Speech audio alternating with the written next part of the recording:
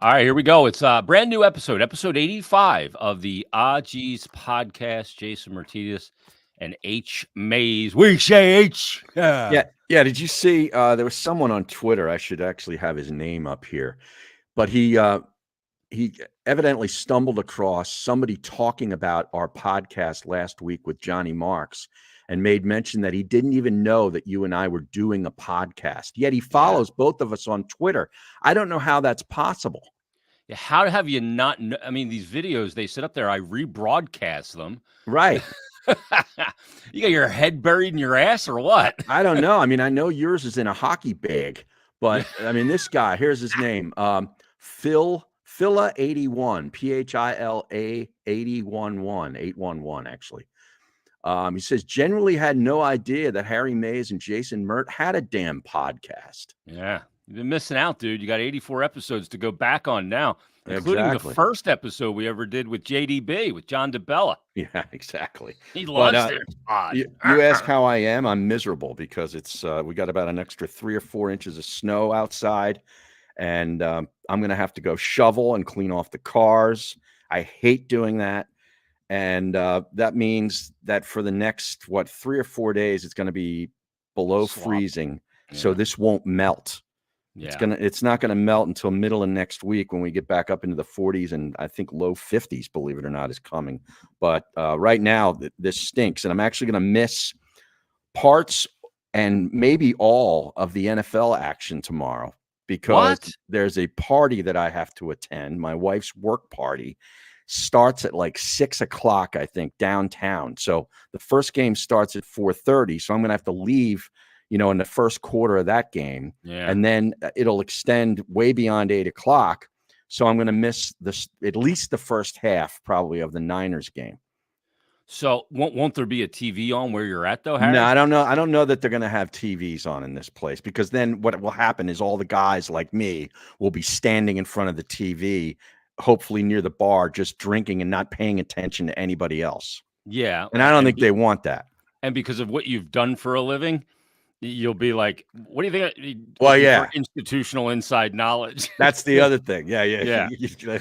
You guys go watch the game. I'll watch it when I get home alone. Right. That's how I like to watch games alone. I do too. Yeah. I don't like to be bothered. You know, but even hockey games, I mean, you're down at the game. So yeah, that's different because I'm there. But no, when I'm at home, I'm in the studio by myself watching. Yeah. Yeah. My old lady loves 3 to 4 inches, Harry. That's why I think she married me. It's what she's used to. Yes. Now you sent me this goal from the Flyers game last night. And a lot of people are talking about it. Like it was number 1 on SportsCenter, Harry. Really? On the top 10. Yes. Wow. They actually talked about hockey? I don't think they talked about it. They just showed it. Oh, okay. Which is sort of like a B-roll. Which is progress. Yeah.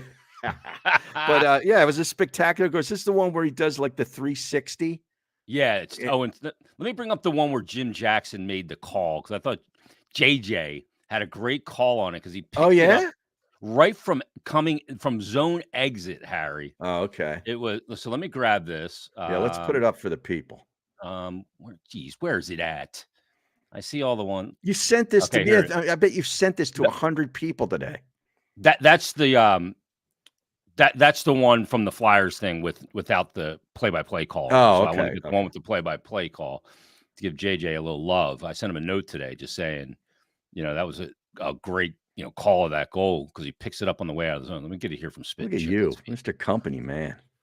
Yeah, well, Harry, you got to do these things sometimes. All right, so let me play this for you because this happened last night, like it was unbelievable. It's just an unbelievable execute, and he's one of those guys that I don't think he knows how good he is. Number one, Tippett, and when he's confident, he's got the balls to try things that he probably normally wouldn't try because he's just playing on instinct and not thinking. So here it is, right here. Hanley misses the target. Picking it up is Owen Tippett, turbocharge time. Tippett spins, backhander, he scores! Somehow, he just one-upped himself from the other night. So unbelievable, right? That was a spectacular play, and you're right, a good call from JJ. Turbocharged. Yeah, turbocharged. Yeah.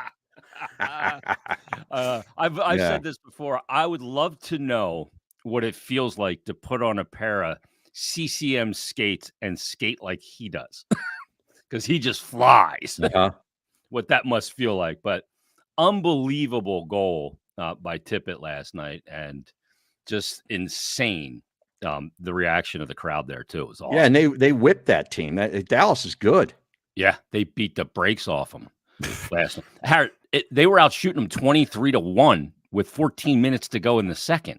Wow. See, when you told me that, I'm thinking, this might be the second of a back-to-back or three games in 4 nights, last game of a road trip. One of those typical scenarios where the other team, the better team, doesn't show up. Yeah, they just doesn't show up. Yeah, schedule loss. But it's not the case. They haven't played since Tuesday night at home, and they don't play tonight. And then so it was the first game of a road trip, I believe, right? It was first game, and they play Jersey tomorrow. Okay.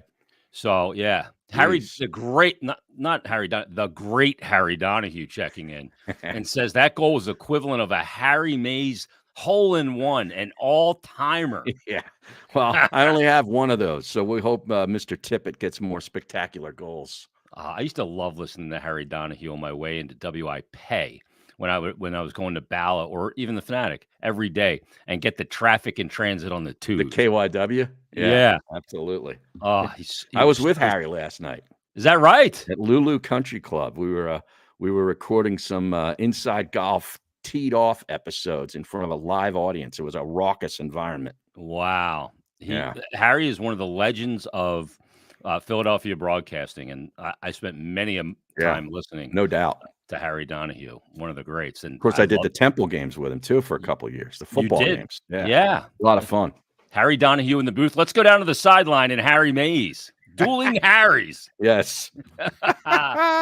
Joey B says, Denny Savard spin. Yeah, the Savardian spinorama was that. That looked like old school Denny Savard in that Blackhawk uni. Wow. Remember him? What a call by Joey B. Yeah.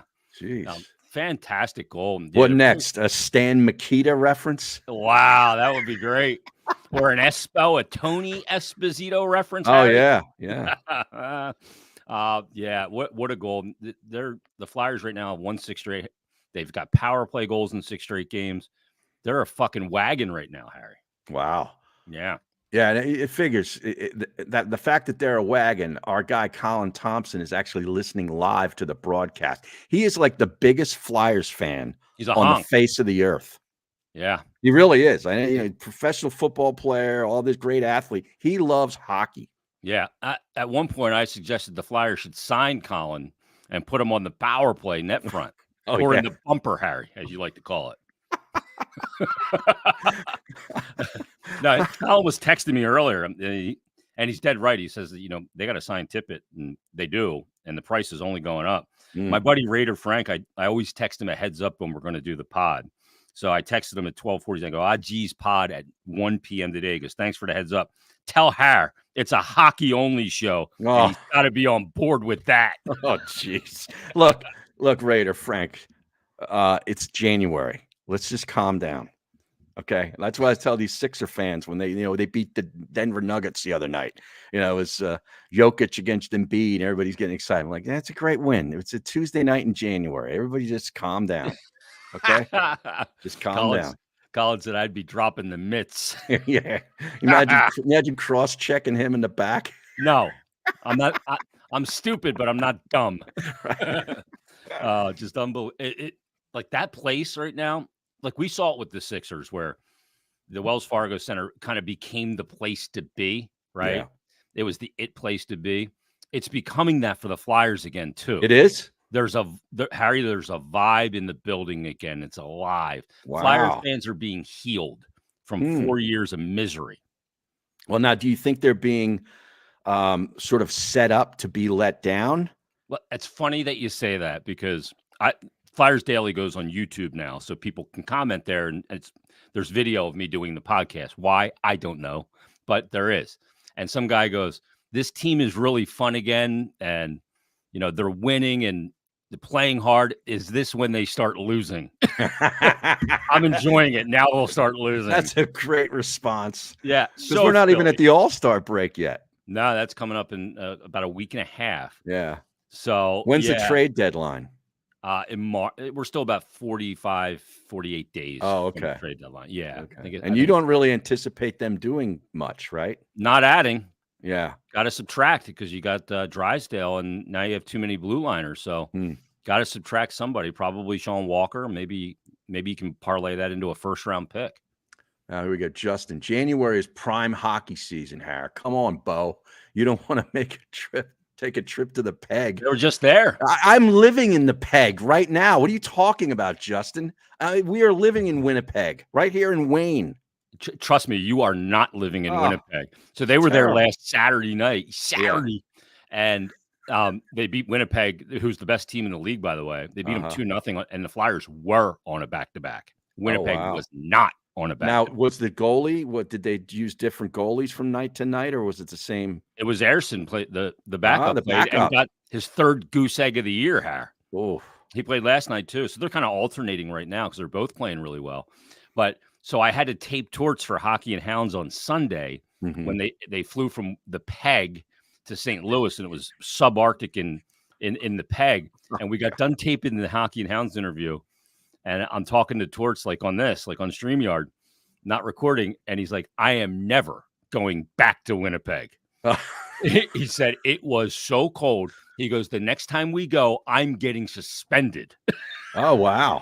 I go, what are you going to do to get suspended? He goes, I'll figure that out. But he said, I am not going back to Winnipeg. See? Told you, it's all about the Peg. Yes. So it's been unbelievable. It's been fun. Thank God, because I couldn't have gone through another season like the last few. I mean, just I do this daily podcast, and I'm going, oh my God. Yeah. This is just miserable. Everybody is miserable and angry, no hope. But that's changed a ton for this team. So it's been great to see. That's good. Players good. like Tippett are a big part of it in the goaltending, and I think Torts has been a huge. I love the coach. Yeah, and I mean, I don't know it or follow it the way you guys do, and but it just seems like he is getting so much more out of this roster than really we deserve. Yeah, and I think a big part of it too is pushing guys to go beyond where they thought they were. To play. It's not because it's because of he's pushing them, but it's also because guys are realizing talent and developing. And when that happens, and everybody gets better, by proxy, the team gets better. And then you get a guy like Couturier back, who's basically been the same Sean Couturier he was missing 21 months of hockey. Yeah. It's north of 30 too, mind you, which is crazy. So, yeah, it's been a lot of fun. Thank God. I was thinking of Torts the other day. I don't know if you saw this video. I don't have it, but Todd Bowles, of course, the head coach for the Tampa Bay Buccaneers, that we have to talk about them disposing of the Eagles here in a bit. But he was being interviewed like a day or two later by Tampa media. I think it was like Monday or no, the game was Monday. So this must have been on Tuesday. About the upcoming game against the Detroit Lions. And this reporter, I don't know who the reporter was. I don't know if they were a sports person or if they were just a general reporter sent there to cover the press conference. And typically, if that happens, if they're not a sports reporter, they don't really ask any questions. They just grab the audio and go. Right. Yeah. And they pull up the video and use it for the 5 p.m. newscast or whatever. But they don't ask any questions. This reporter assumed the weather change, asked about, playing in the cold temperatures of Detroit. And Bowles is looking out there. He goes, they play indoors. and basically they have played indoors since the late 70s. Pontiac with the Silver Dome in Pontiac, Michigan, where they held the 1981, I believe it was, Super Bowl, which was a gift to Detroit after they built the dome. So the late 70s was, the start of them playing indoors. And he was so nice to this part. He didn't torch the person. He didn't make him feel like a total idiot. If that was Tortorella and somebody asked a dumb question like that, what would his reaction have been? Yeah, he's got no patience for it. When you get him, he's interesting because he's either all the way over here or he's all the way over there. If it's after a game and you ask questions, if you ask a question about the other team leading into a game, he's going to eviscerate. I want to talk about my team. Okay. And if you ask a dumb, like Carchidi, when he was on the beat, would ask him about, naming a captain all the Mhm. time. And Torts was like, Jesus Christ, Sam, I am not going to talk about this. He would be just apoplectic. I love that word. But when you get him in the right spot and the line of questioning he will give you a ton. We see all the highlights of him going with Brooksy, going back and forth and different reporters. And that was in New York. Yeah. Right? Yeah. I mean, and he crushed San Filippo the other day after the Kevin Hayes thing with Cutter Gauthier. Oh, yeah. And he goes, is that silly little podcast? Yeah. And he goes, I call bullshit on your report. You'll say you have sore. It was hilarious. Really? Yeah, he doesn't care. He just, it's unbelievable. But let's talk about that football team, Harry, because what Torts is doing with the Flyers is not what Nick Sirianni got done with the Eagles, and they flamed out in historic fashion. Yeah, I mean, embarrassing. 32-9. They didn't convert any third downs in the game, and you knew that they were dead when they scored the touchdown. And they're going to kick. They kicked the extra point. There's a penalty on Tampa, which moves the ball half the distance to the goal from like the 2 to the 1. And you knew he couldn't resist doing a tush push to get, the 2-point conversion. And they didn't make it. Yeah. You knew that we were dead. And then they come out in the second half with their first 2 possessions.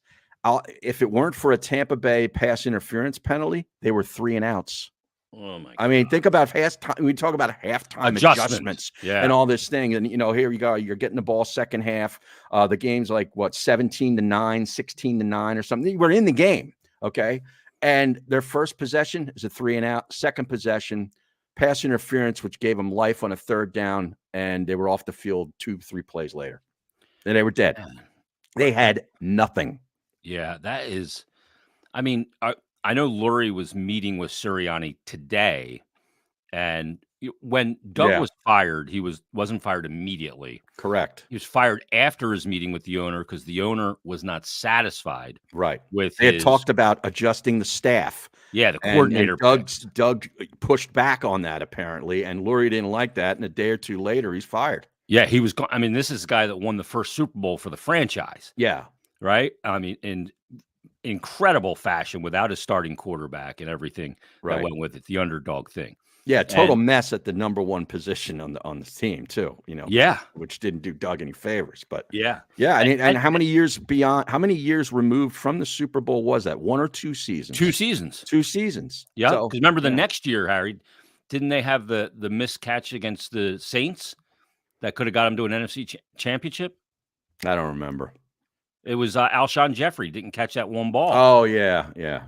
So, I mean, and Sirianni, I mean, I guess he just lost his team. Can you explain it any other way? I can't. I mean, San Francisco came in. We had been saying each and every week on this very podcast after they'd win that hey man, they didn't play their best football. They still haven't played their best football. They only they haven't given you 4 good quarters. It's been 1 good half, 1 not so good half, but they're finding ways to win games. And we attributed that to being a good team. Like good teams find ways to win, typically when they're not playing their best. But that went on week after week after week. And then they lost to the Jets of all teams. And you're like, well, maybe that's just a hiccup, right? Then the meat of the schedule comes in. They find ways to beat Kansas City and Buffalo. San Francisco came in here and took their soul. Yeah. And ever since then, they were just cooked. And they brought it back to San Francisco so they could not find their soul. Right. Yeah. They took it with them to the Bay Area. Yeah. And flushed it. Yeah. I mean, it's unbelievable. And I mean, I have a feeling Sirianni will be back. Yeah, I do too now. I mean, I thought initially that, Lurie typically he thinks of himself as a guy that's sort of ahead of the curve. He wants to sort of be proactive in things. But when you look at where he fired coaches, like they had already, the season before gave you a lot of indications that things weren't quite right. And then the next season, they totally fell apart. And then he fired them. And I'm thinking like, maybe he's learned from that. And it's like, you know what? I'm not going to wait for this to be a 5-12 year next year. I'm going to nip it now. I'm going to make a change now. And that's what kind of made me think of that, especially with who was out there and who is still out there to be hired. I mean, there's some of the biggest names in the sport. Jim Harbaugh, is still out there. Belichick is still out there. Vrabel is a pretty solid coach. He'd be a guy that would come in here and really, put the foundation back. I mean, he's one of those kind of guys. But I don't think he's going to fire him. I think it's going to be a wholesale thing. We're fixing the coordinator positions and the coach, the position coaches. We're going to get this right. But I think Sirianni will survive. I think a big element of this that should be considered is the Jalen Hurts factor. Can you allow, with what you've committed to him at this point, and the performances this year, they were nothing like last year, Harry. And can you afford to have another season of subpar or regressive play for the quarterback and bringing the coach back? Those two do not seem like they were on the same page. Hurts did not give him a glowing, reply about his job security after the loss against Tampa. I don't think he glows about anything, to be honest. No, with you. I agree. That's just his personality, which some people have a hard time with. Not me, but you mentioned him. Yeah, he did so quote unquote regress. But I think he's been hurt most of the season, to be fair. Too. Yeah. And I wouldn't be surprised if there's some sort of cleanup in that knee that takes place here before too long. I don't think he was right, because a big component of what he brought to the table was his legs. And I'm not just talking the tush push. I mean, he'd make plays out of the pocket with his legs, and he wasn't doing that. And I think the reason is because his knee is not right. Yeah, if it's not strong enough, he's not going to be able to get the right amount on the throws and not have the confidence in it as well. They became so predictable on offense, though. My God.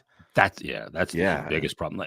Like from Christian McCaffrey going way back, saying we knew exactly what they were going to run. Mm-hmm. I mean, predictability for a defense is like heaven. Yeah. You know what they're going to do, and you can just load up and stop it. And then you heard the Bosa comments after the game, which we talked about at the time. Even though he didn't make any big plays, Lane Johnson really kept him in check. But he said, I think we put out the blueprint. And now you start looking back on what happened after that game. Maybe there was some truth to that. Yeah, there absolutely was. And, all the warning signs were there for us. But like you said, you got to give the team the benefit of the doubt when they went to the Super Bowl. And there's no such thing as, a bad win in the NFL because there's just not enough games to have that. Right. But I think it's going to be really interesting. There's no chance they hire Belichick because Howie's not going to put himself back in the jockstrap closet again. Like what happened with Chip. Yeah. No, you're right. But it would be interesting, though, because what side of the ball needs the most work? The Both. Defense. Well, the defense. Yeah. And you could trust him to come in here and fix this defense. At least I would. And if he gets the right, quarterback coach, offensive coordinator, that would be an interesting pair. But I don't think it's happening. Yeah, I don't think Lurie goes for guys like that. Like Colin says, the last 5 coaches that Lurie have hired have all been first-time NFL head coaches. Going back to Ray Rhodes, then Andy, obviously, Chip, Doug, and Nick Sirianni. So, and Harry Donahue brings up a great point, because what coach in the sports has more control over a game's outcome? Football, baseball, hoops, or hockey? I would say it's football because they're the play caller. Yeah, I think it's football. Yeah. Yep. I think in those other sports, like in hoops, you got to know when to call the timeout, strategic situations. Give me an out of bounds play every once in a while. Yeah. But in those flow sports like that, you let them play. And baseball, I think there's a lot in baseball too, because know when to get a certain pitcher in, double switch, all that stuff. Yeah. There's a big element of that. Have we seen the last now of Jason Kelce, Fletcher Cox, and Brandon Graham?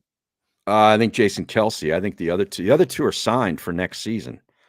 Both around the same cap number. I think it's like $12 to $14 million a piece, which isn't terrible. And I think Brandon Graham wants to come back. He wants to sort of make it a swan song year. I wouldn't be surprised if both of them are back. Okay. Yeah. But Kelce, I think, is gone. Yeah. He hasn't announced it yet. Yeah. And there were some reports that he was going to, but I think it is done for him. And I've determined that he is not allowed to leave the city of Philadelphia as a resident, whether he retires or not. He needs to remain here. He is now a lifetime Philadelphian. Yeah. He is not from Cincinnati anymore. He could end up being, part of a radio show at some point on a certain sports network, which wouldn't shock me. Yeah. As like a part-time contributor, maybe a 2-3 day a week deal. On Pat McAfee, Harry? No. I'm talking here in Philadelphia. Oh, here in well, they already Yeah. filled the void, as at Ruin Tomorrow points out. Joe Rufino says flat brim Brett comes back. Philly radio takes another step back. Wow. So Brett, of course, is Brett Eskin, which Spike Eskin, obviously the son of Howard Eskin. He has now filled the Johnny Marks chair at WIP. Yeah, I found that shocked to pretty hear that? interesting. That was shocking because last I knew he was running the show for Odyssey up in New York, right? Yes, he was. He was Harry. I will equate it this way: he was at the top of the sports radio programming mountain. Hmm. He was running all operations programming for WFAN, Mm-hmm. and he was running the CBS. Well, not CBS, but the sports network, the national network. Okay. I guess it is CBS Sports. Yeah, Network. it's CBS Sports Radio or whatever. Yeah, where's our buddy Zach Gelb works, Temple Product, and Mark's worked there too until last week. yeah, he got zipped from there. Yeah. For comments made about the employer. Crossing Broad podcast. I think. Yeah, he didn't say anything that was a lie either. He just spoke the truth. But they fill that seat, so it's going to be Spike, Ike, and I guess Jack Fritz is kind of like a contributing producer. His role gets upped a little bit, but what do you think of the decision to add Brett Eskin, Spike Eskin to the chair? Well, I've said this for many years. You could put basically anybody on in a day part on WIP, and they're going to get ratings just because it's WIP. It's sort of like Channel 6 News, in this town. So I was surprised by it because I'm thinking like you're at that position and you want to coming back to Philly was obviously a big thing for him. I mean, he's not a New York guy; he's a Philly guy. Like you said, he loves the Sixers. This is probably had to take. I mean, what kind of a pay cut do you think that had to be? Well, one of the reasons Marks left is because it wasn't going to be earth-shattering dough. Right. So, yeah, I mean, he's getting paid based on New York market. So you're making a lot of dough up there. Yeah. So I think would there's imagine definitely there's some step haircut down there. Yeah. But I mean, hey, if maybe you didn't like it, if you're just like miserable or not happy with what you're doing, even though you're making that money and you see an opportunity where you could get back to your hometown and actually talk sports, which he obviously loves to do. He's a big sports fan, why not? Yeah. I was shocked by it because I know he had management aspirations and got to the top of the mountain and didn't have the job for very long up in New York, a couple of years. Yeah. I've known Brett for a long time. I worked with him at YSP starting in 1999. He and I were on the air staff at the Rock Station, Harry. And so I've known him a very long time. We've been friends a very long time, but I never thought Spike's biggest strength was being on the air. I don't think that he's incredibly dynamic as an on-air personality. He obviously knows a lot about the industry and how it works, how it's rated and all that stuff. So I was wondering how that dynamic would be as him, I guess, in the one chair kind of directing the show, the structure of the show. Like John Marks, got him in and out of breaks, in and out of calls.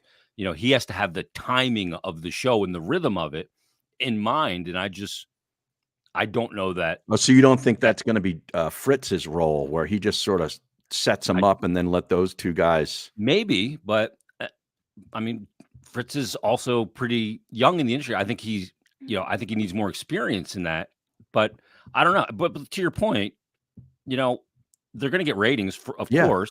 And because the Fanatic refuses to try and get ratings. Well, that's the other thing that struck me about this. They fixed their hole, if you will. All three shows.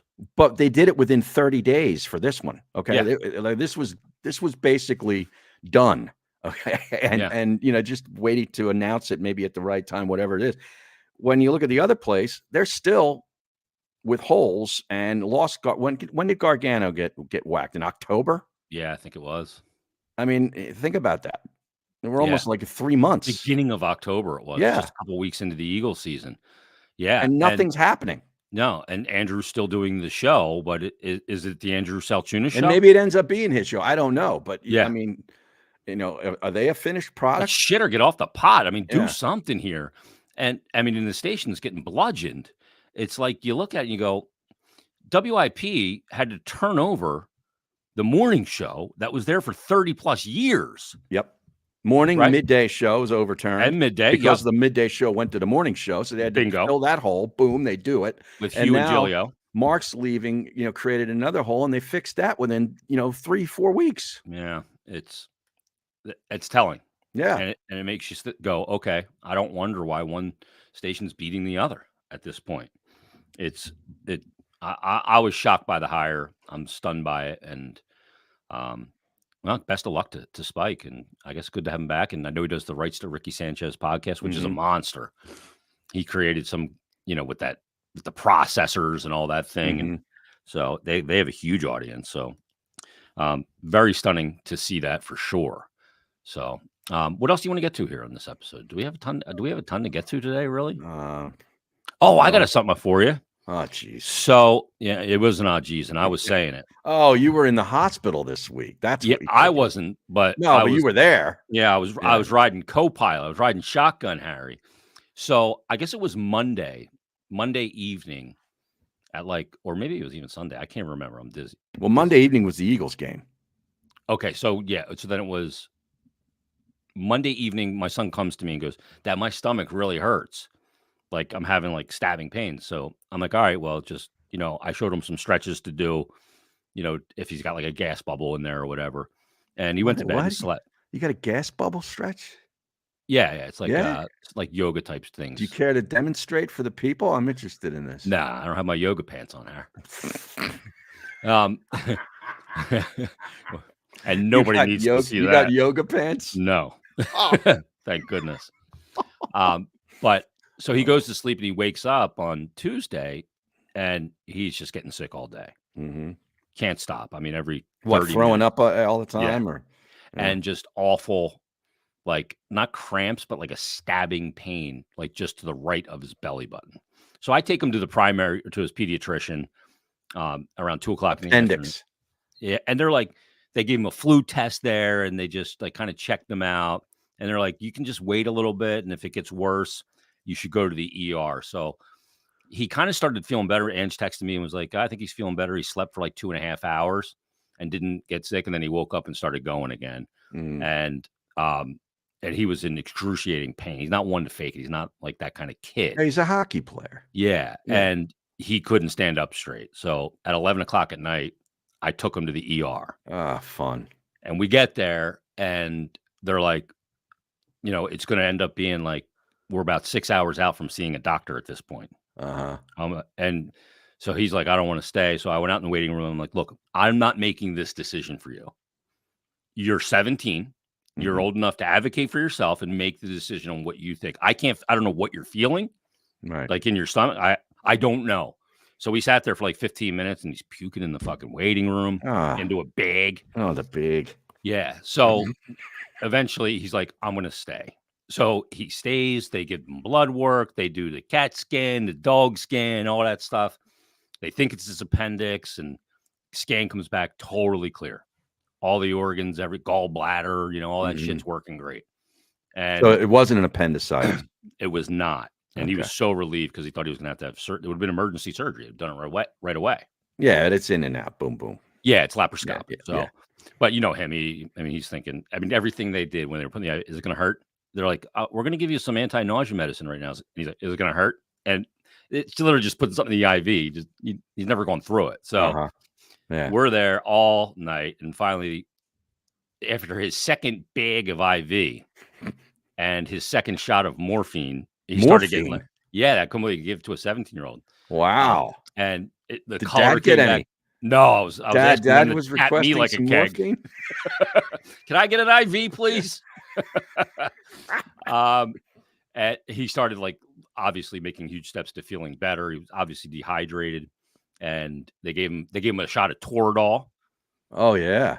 And then they're like, all right, we're going to start introducing ice chips. And then that's a serious painkiller too. Well, that's more for inflammation and stuff. Oh, it is? Yeah. I didn't know that, but so they gave him all that, and they're like, we're going to start this. Now it's 5:30 a.m. Or 5 o'clock in the morning. And I've been there all night and I can't sleep. I'm sitting on a chair, in this fucking ER bay. And they're like, well, we'll give them ice chips and then we'll monitor them for an hour or two. I go, no, we're done. Start the paperwork. We're out of here. So was the old lady at home? It was just you? So the old lady, when I left, goes, call me and I can take like the second half and relieve you. Oh, like a shift. Yeah. I tried calling her at 4:30. Nothing. I got ugats. Finally, she texted me at 5:30 and goes, oh my God, I fell asleep and I thought he was still next to me in bed. I totally forgot you guys were there. I go, yeah, I noticed. She's like, well, I can come now. I'm like, well, don't come now. I've already got the paperwork for discharge, and that takes like an hour and a half. Then they got the prescription wrong for his medicine. They sent it to North Carolina. They had 20 more minutes to fix that. I get home at 7 a.m. Yeah, it takes forever to get out of there. Oh, you never notice, like even when they start the process, you're thinking like, oh, I'm putting my clothes back on, whatever. They took the IV out of my arm. You still got an hour. Yeah, hurry up and wait. Yeah. It was unbelievable. It was a long, long night. But next day, he's feeling good. Started eating food again. He's out shoveling snow today to make some dough. Yeah, good. Yeah, unbelievable. Wow. Yeah, it was freaky though. Like thinking, like, oh man, what if his appendix burst? You know? Yeah. I mean, that's dangerous. So I'm glad he's okay. But it was one long ass night. Wow. Now we got Joey B on a morphine rabbit hole here. He goes The Deep, the movie The Deep with Nick Nolte. I never saw that. Me neither. Wasn't there a pretty hot woman in that? Jacqueline Bisset. That's right. That's the way. I don't know it for Nick Nolte. I know it because of Jacqueline Bisset. Yeah, unreal. One last thing I want to get to. You sent me this this audio of Chuck from Mount Airy? Now he F-bombed Jack Fritz. Oh yeah, that was the day after the Eagles game. I think it was a Tuesday show. Yeah, and I happened to be listening a little bit in the car. I was headed to the dentist, and I heard this.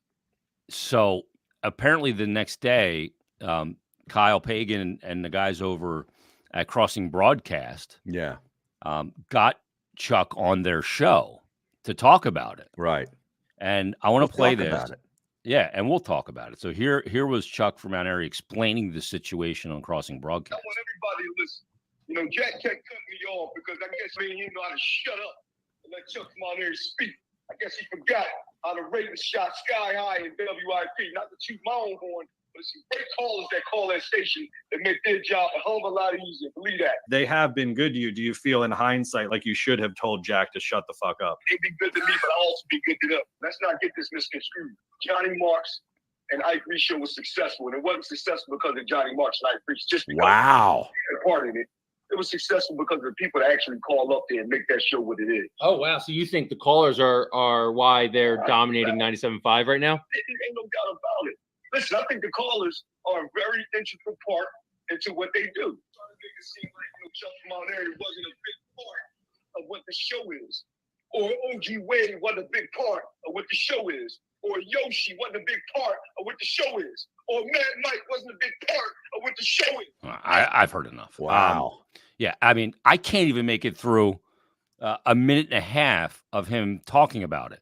Well, yeah, it's funny because does he get bonused, Harry? You think? Well, when I listen to a show, if I do listen to a show that has callers, I'll listen to the first 15, 20 minutes, however long the host or hosts go with what they're talking about, and they're setting the table with their agenda, their opinions. And as soon as they go to the phones, I'm out. Click, gone. Yep. Click, just like the old PD would say. Click. I mean, why would you go to a caller when you got Brian Westbrook for an hour, 5 minutes in? That was Mike. Yeah, Mike couldn't resist the phone calls. He couldn't. Because he came from over there. Yeah. And it was a different mentality. It's like you're a call operator, a phone operator. Yeah. Where the callers own the show. Oh, God. And it's a crutch. I will tell you that I having been in management and was a data miner, right? Like I would mine the data and match it to what was happening on the air to see when people tuned in and tuned out. You could see when meters would drop off or whatever. Yes. You'd match that up to what they were talking about at that very moment. Like when Ingy would call. Yeah. Right. Yeah. Click. You'd see the meters go away. They would just disappear. In other words, listeners going, I don't need to hear this dipshit. Right? And I guarantee that if I found Chuck from Mount Airy's phone calls, for the most part, it would be erosion of audience. Yeah. Look, callers are a part of it, no Yeah. doubt about it. There's byplay that happens, but these callers, like these regulars that call every show and multiple times a week, Mhm. you are not the show. To Right. minimize John and Ike on that show and say that you and the It's other, only successful because of the callers. that Yeah, is yeah. utter bullshit. Yeah. Total bullshit. I thought that was funny. Unbelievable. But it is, I mean, I'll tell you, from experience, it is nice. And, I'm sure it's a lot more prevalent over there than it was at our place, where you'll just see, 5 minutes into your show, you got 8 lines lit. Yeah, the And board is as lit up. soon as you take a guy and he hang up on him, that line rings again. It's a comfort zone for the host to say, hey, you know what? If I run out of a little gas here, I can just go to the phones and we'll run the board and then we'll fill it back up again. And it's like a crutch. It is. It is. It's like gratification that you're getting a response. Right. People are So listening and they want to yeah. be involved. Yes. Yeah. Yeah. And it is an absolute safety net because spoken word, you can be sitting like if you're doing a show by yourself, like when you did Maze to Midnight, you look at the board and there's no call. My first 25 minutes were all me. Yeah. And then then you're hoping that you get a couple of calls in the next segment and you start rolling it. And that would happen. But that first 25 minutes, coming out of whatever we had on before, I knew that it was all me. Yeah. So I had to have some things. Yeah. You're coming out of a Sixers game when they were tanking, Harry. Right. There was 0 listeners to the station at that time. Yeah. And you're looking at it and you're going, Jesus, am I and there's like tricks you can do. Like I remember when I was at WIP, like in the era of Allen Iverson, if you wanted to make the phone ring, you just mention Iverson. Boom, lights are right up there. It was like a Christmas tree. Right. There were certain topics. And like Steve-O, even back in the day, had like the trick, like to get people to call, all the callers hung up during the break. Right. No, they didn't. They weren't there. That's a Right. That makes people think if I call now, I get on and I don't have to wait. Right. All the callers hung up during the break, Michael. And Mike could be like, no, they didn't. There were none there, Steve. That's when we were at the kitchen bar, I'll never forget it. Let's go to the phones. And I'm pointing to the phone. They're like, there's nobody there. Like we were like 10 minutes into the show. And he had already read the show sheet and he had nothing. Right. So he wants to go to the phones. And I'm pointing like there's nothing here. There's nobody on the phone. Then he'd vamp for a little while. And then you go, let's go to the phones. I'm like, dude, I finally said we don't calls, Harry. Let's go back to the phones. It was hilarious. Oh God, I'll never forget it. So insane. Now there are like some regular callers that you can get entertainment if they are good if you know how to use them. Yeah. If they don't stay they don't call so often. If they show up and you can get a lot from them. And let me give you an example, Harry, because when you and I were doing the midday program, we had this call from a regular caller that was turned into a legendary moment, totally unscripted. Is that Steve? Steve? No, I'm sorry. I talked to my guy. Go ahead, Ryan. He's got people there. Bern, did you try to climb one of those Crisco'd up greased poles? I was at the top when they called my name. I said, I'm Bernie from Broomall. Don't forget it. Because if you do, you ain't allowed in the street no more. I'm Bernie from Broomall. Right. I said, if you forget it, you ain't allowed at my street. Who is it? What's that? Who is this? Bernie from Broomall. You know who I am? Yeah. Oh, you're Bernie from Broomall. Who?